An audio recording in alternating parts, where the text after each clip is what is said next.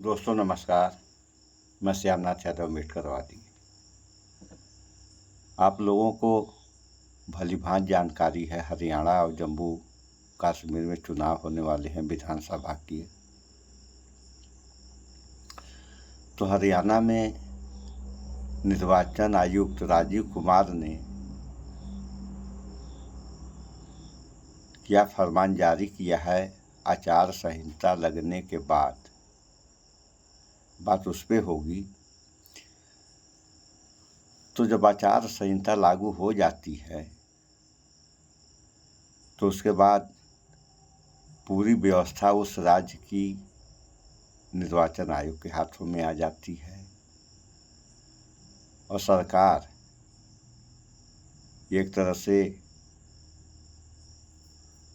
असहाय हो जाती है कुछ करने के लिए, क्योंकि उसके पास पावर नहीं रह जाते हैं कुछ करने का।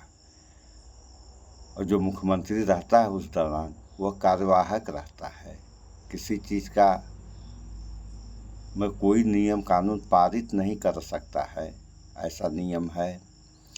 और तो और कोई भी कम पढ़ा लिखा कम जानकार आदमी भी अगर है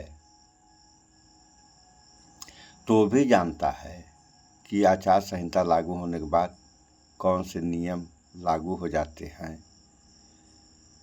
तो अगर सारे नियम नहीं जानते हैं लोग तो कुछ तो जानते ही हैं, जिन्हें अनपढ़ गंवार भी कहा जाता है, ये लोग भी जानते हैं। और ये राजीव कुमार निर्वाचन आयुक्त के पद पर बैठे हैं, पढ़े लिखे हैं, अंग्रेजी बोलते हैं और शायरी भी करते हैं।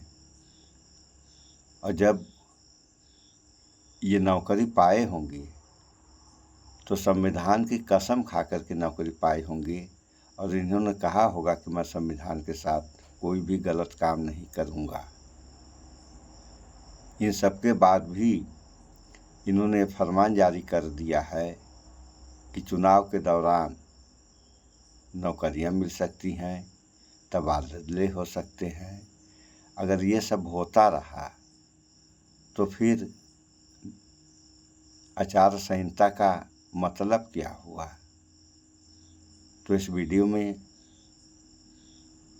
इसी पे बात हो रही है। थोड़ा सा आप लोग इस बारे में इस वीडियो में देख लें, फिर आगे बात हो।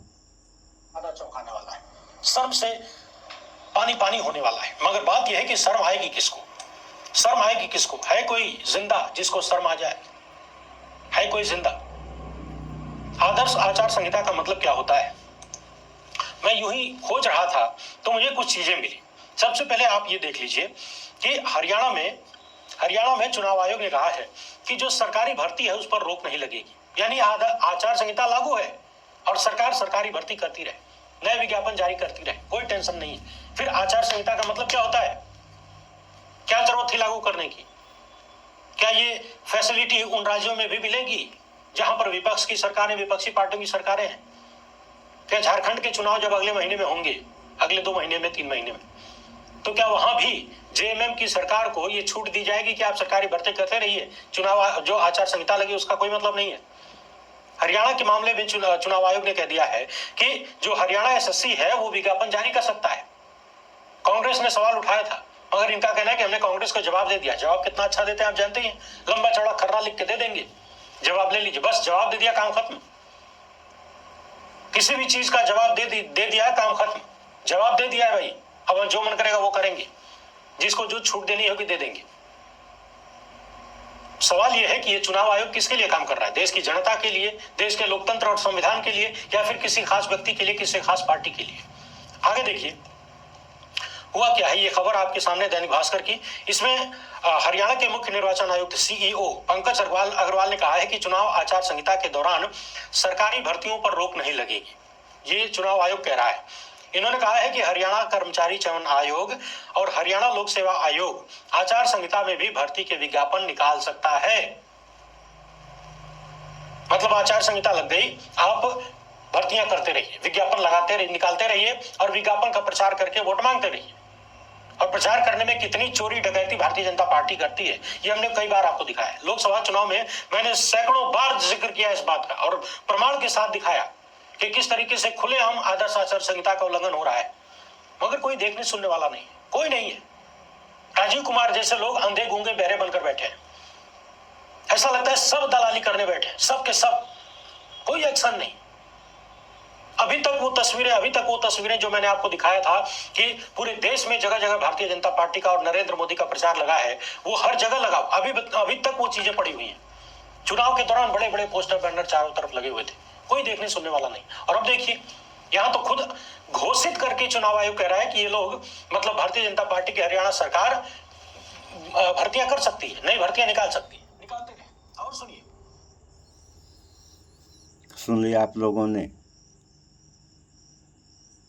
तो व्यवस्था होती है, व्यवस्था लोकतांत्रिक होनी चाहिए। अगर लोकतांत्रिक व्यवस्था होगी तो जो नियम कहता है उस नियम का पालन हर कोई करेगा और लोकतंत्र से हट करके काम किया जाएगा, जिसे एक तरीके से राजशाही व्यवस्था या तानाशाही व्यवस्था कहा जाता है।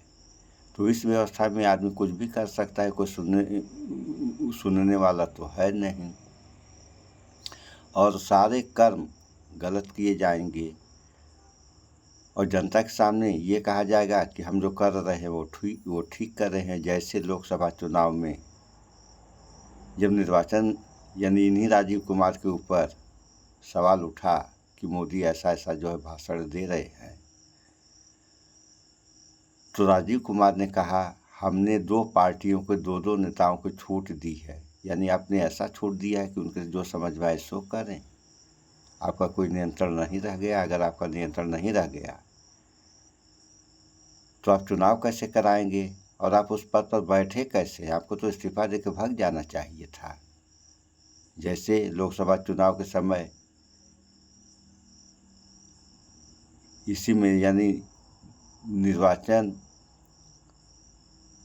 आयोग में 3-4 आदमी शायद हैं और मुख्य जो है राजीव कुमार है, नीचे वाला एक जो है बेचारे भाग गए। उनके समझ में आ गया कि गलत हो रहा है तो गलत ना हो, लेकिन सरकार जब दबाव बनाई कि नहीं गलत ही होगा तो बेचारे जो अपना सड़क लिए, क्या करते, अपनी इज्जत तो बचा लिए।